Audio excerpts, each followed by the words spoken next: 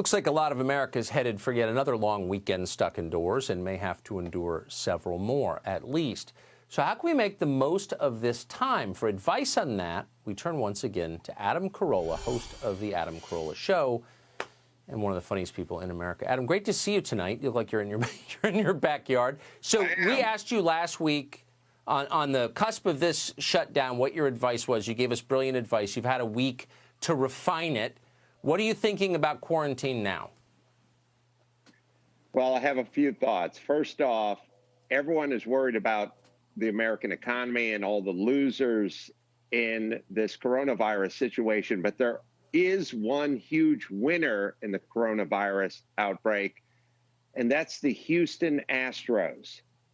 Remember 10 minutes ago when everyone was throwing baseballs at them and all the fans were booing and everyone was screaming and the baseball season was about to begin and the Houston Astros were going to have the worst 9 months of their entire franchise lives? When's the last time someone's brought up the Houston Astros? They are the winners That's a really of good this point. coronavirus. Yeah, I bet they feel lucky right now. They're definitely, being sequestered at home is much better than having fastballs thrown at your head 4 days a week. Good point. I had a thought, which is, and it sort of dovetails on your Victory Garden discussion about 2.5 weeks ago on your program, which I thought was pretty thought-provoking. Like, what about having a garden? What about being a little self-sufficient? And for the last week, I've wanted to get a haircut, but I can't get a haircut because the place is closed. And I thought, if this was 50 years ago, my wife would cut my hair, and my wife would cut my kids' hair, and then I'd be down in the garage working on something, and we'd be much more self-sufficient. So if we could use this time to sort of get back to those activities, and by the way, people think that's a financial thing. You go, let the wife cut the son's hair, and someone goes, what? Pay $13 and let Fantastic John cut it. And it's like, it's not about the money, it's about the story, and it's about the interaction of mom cutting the hairs. Think about all the great conversations that took place over moms cutting the kids' hair, going out into the patio, putting the stool down, sweeping up, and all the comedy that ensues from it as well. So I thought, we're all home. We're all at home. We're all stuck. We all wish we had skills we don't possess, such as cutting hair or putting up shelves in the garage for the dad or what have you. Maybe this would be a nice window to learn some of those old skills and those skills that bring us together.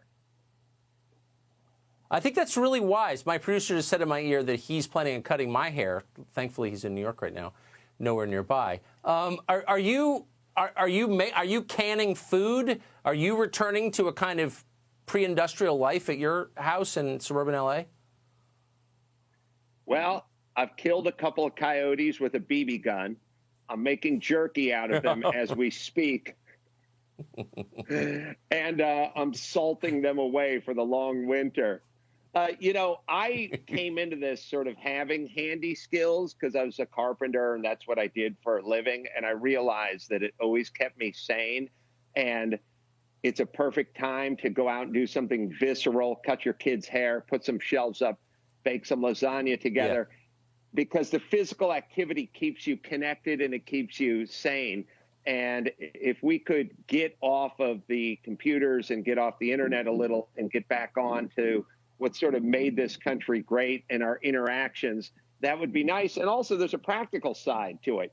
Being able to iron your own clothes and cut your own hair and cook your own food means you don't have to rely on the outside world. No, it's a completely good point. But most people are still watching television, and for those viewers of ours who are and looking for something to watch, you don't want to watch The Tiger Guy anymore. The documentary No Safe Spaces is out digitally. How do you get it? Because this is something that I think is worth watching. No Safe Spaces was a movie I worked on with Dennis Prager, your audience may recall, and we're putting it out on VOD, video on demand. And you can go to nosafespaces.com and find it, watch it with your kids. I think it's an important movie to watch with your kids. They'll enjoy it. There's a lot of comedy in it, and it's also pretty thought-provoking. I think it is. I think it's great, and I hope our viewers will watch. Adam Carolla, good luck with the haircut, and we'll see you soon. Thanks, Tucker.